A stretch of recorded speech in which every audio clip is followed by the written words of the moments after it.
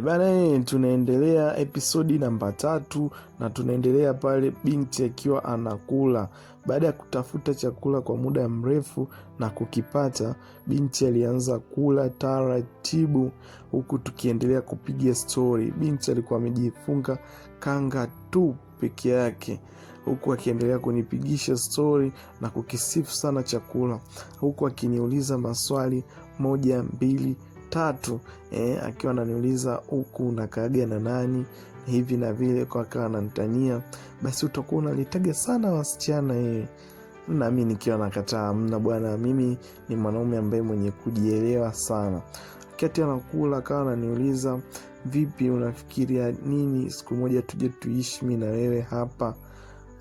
Basi mimi moyo wangu ulikuwa ukisita sana kumjibu, na nilikuwa namwambia hamna shida, ni wewe tu utapojisikia utafika hapa. Basi akawa anacheka, akawa ananiuliza mbona kama vile una hofu?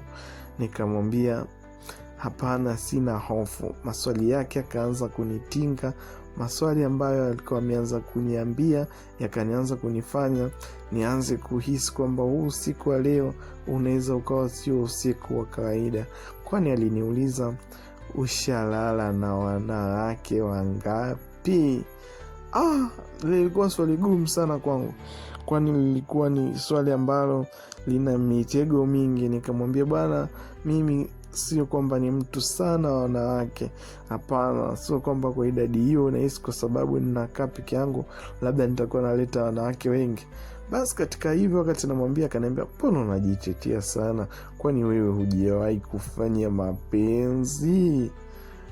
Nikamwambia bwana, nimewahi, ila ni muda mrefu sana umepita. Naogopa sana kwenye hiyo engo kwa sababu wengi nikifanya nao wanakuwa wananiacha, hivyo mimi napenda niwe nafanya mapenzi na mtu ambaye natamani siku moja ni muoe, ili nisiwe mtu wa kuchezea sana wanawake. Akawa anacheka, akasema kujishaua tu. Ami nikatulia. Binti alikuwa ni mrembo na kicheke, alikuwa amevalia kanga, hivyo akili yangu ilikuwa inawaza mambo mengi sana huku nikiwa namwangalia. Nikamuuliza na mimi pia, vipi wewe? Wewe ushalala na wanaume wangapi mpaka sasa hivi? Akawa anacheka sana, akaniambia wanaweza wakawa hata ni timu ya mpira. Na mimi nikawa nacheka, nikaambia kwa hiyo wewe unaonekana ni mjuzi sana kwenye haya mambo, hii tasnia wewe umeibobea. Basi akawa anacheka. Nikamwambia lakini wewe hapo mbona hauonekani kama ni mtu wa mambo hayo? Akawa anacheka, akasema unanitazama tu kwa macho. Basi akawa wakati anaendelea kula na kumalizia kula, nikaenda nikavitoa vyombo, nikamletea maji ya kunywa kama alivyoomba. Aliomba maji ya kunywa nami nikamletea. Akaniambia sasa leo vipi? Mimi leo ninahisi na kiu. Nikamuuliza kiu ya nini? Akaniambia kwani wewe uelewi kiu ya nini nikizungumza hivyo? Nikamwambia mimi bado sijakuelewa mama mtu. Akaniambia mwenzio na kiu na upwiru. Upwiru? Ndiyo mwenzio mimi na upwiru, ni umenikaba koo. Nikamwambia upwiru kwa sababu gani leo unakuja kuniangukia kwangu? Nikawaza, nikasema sije ikawa nikaonekana ankoti humu ndani, bora na mimi nijikaze nione cha kufanya ni nini. Nikamwambia upwiru wa maji au upwiru wa nini? Akaniambia ina maana hujanielewa, ni upwiru wa yako chini, mwenzio nimemiss kufanya mapenzi. Nikashtuka sana, nikamwambia basi sawa, wewe malizia hapo. Akaniambia malizia hapo niende wapi? Alafu huku akiendelea kupunguza ile kanga, hali ya kuendelea kuangalia tabasamu lake, akabaki kama alivyoumbwa na Mwenyezi Mungu. Alibaki plain, yani alibaki kama vile anavyozaliwa, tunaweza tukasema. Basi akasema basi mimi anataka tuondoke. Nami nikashtuka nikamwambia basi twende chumbani. Akaniambia chumbani mbali huko. Ya bajaji chumbani. Akaniambia tuanzie Barangatini hapa sebuleni nyumbani kwetu. Akanisimulia kwa ukaribu sana kwa kinipa mdomo na mimi wake. Bila shaka nikamwambia karibu na shida, mdomo wangu. tutaenda kwangu kulala. Nikumbuke mimi na yeye hatukuwahi kukutana kimwili. Niliogopa sana basi huku nikiwa na hofu sana kwamba ni kwa sababu binti ambaye nilikuwa simjui. Basi kwani akanivamia kwenye mdomo wangu na kuanza kunipa nije nimkwaze binti Rahma, kwa sababu alikuwa anaonekana ni binti mwenye msimamo sana. Ni binti ambaye hapendi mambo ya ajabu. Hivyo basi nilimchukua na tukaanza safari ya kwenda naye mpaka ninapoishi nyumbani. Hivyo basi wakati tunaondoka alikuwa ni mwenye kuniangalia sana, huku akiwa ananiambia unaishi mwenyewe? Nami nikaanza naye mimi kumpa show ya taratibu.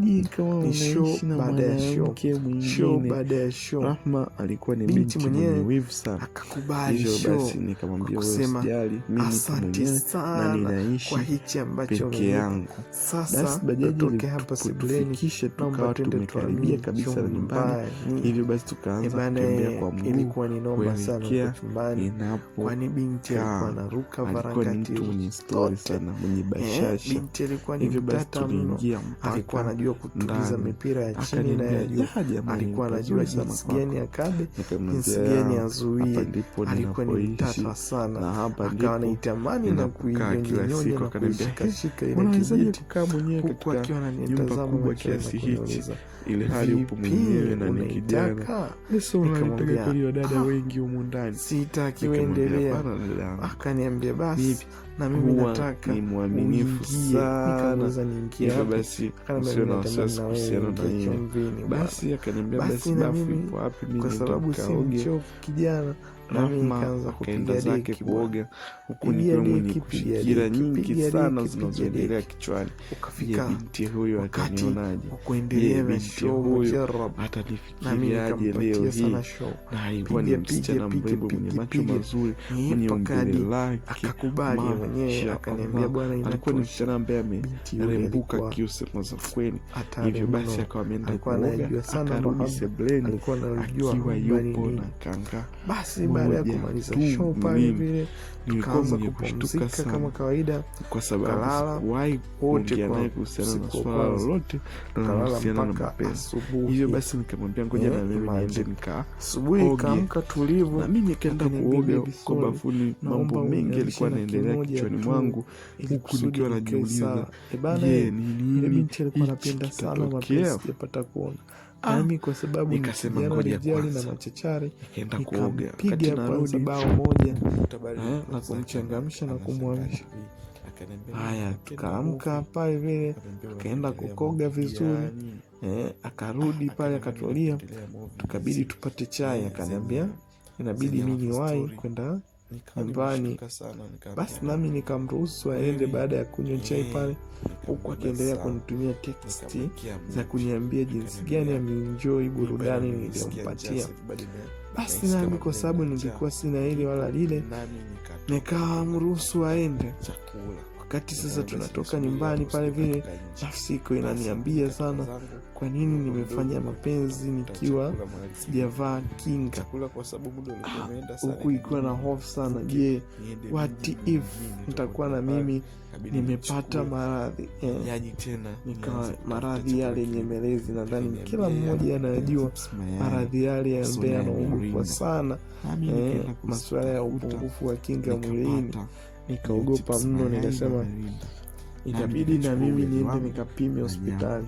Hayakunitawala sana mawazo kwa sababu na mimi nilikuwa naikumbuka sana ya kisho. Basi muda ukaenda, kwa kweli ilikuwa ina masuala mengi bwana sana yanahusiana na mapenzi, na mimi katika kutembea zangu, sababu ni binti ambaye nikawa basi sina ile analile, nikasema sikuwaza kama kutatokea chochote, nikasema leo wacha nivae kwenda ule wa usiri, so ule wanaume wakihankotiti. Nikasema kuja ni play kama gentleman, isionekane mwenye uhitaji sana. Binti sana usiku, akaanza kula. Mimi nilikuwa nikimwangalia tu machoni, jinsi alivyokuwa mrembo na tabasamu lake. Basi ndipo kukutana naye wakati naenda kazi. Nikamwambia sio utalala chumba, akaniambia nilikuwa ni noma sana. Nikamwambia hivi